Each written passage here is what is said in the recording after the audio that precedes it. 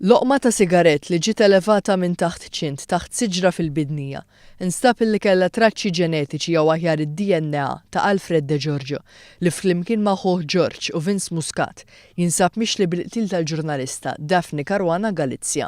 Dan ġie żvelat mill-espert forensiku Dottor Marisa Cassar waqt li l-ġimgħa filgħodu komplet il-kompilazzjoni tax-xhieda fil-konfront ta' tliet akkużati. Fil-bidu tas-seduta Dottor Cassar deret dieħla fl-awla b'żewġ kejjer kbar, b'oġġetti li nġabru mill-bidnija kif ukoll minn dawk li kienu fl-imħażen tal-patata fil-Marsa.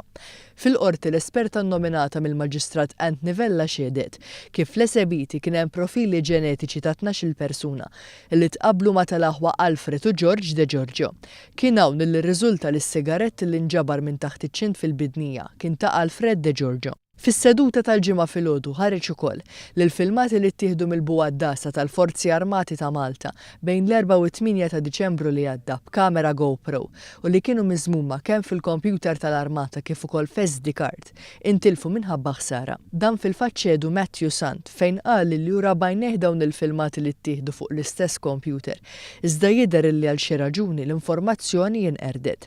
Spjega li saru diversi tentattivi sabiex l-informazzjoni tiġi salvata. Fejn saħansitra kien hemm ukoll involviment tal-esperti tas-cybercrime, iżda dan kollu kien ta' xejn. Sadan it-tant l-Ispettur John Spiteri li fit-tfittxija fl-appartament ta' George De Giorgio f'San Pawl il-Baħar għall instab apparat elettroniku fosthom telefons ċellulari u SIM cards fost l-oħrajn.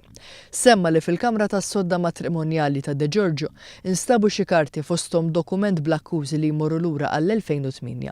Il-każ mistenni li jkompli fis-26 ta' April illi ġej.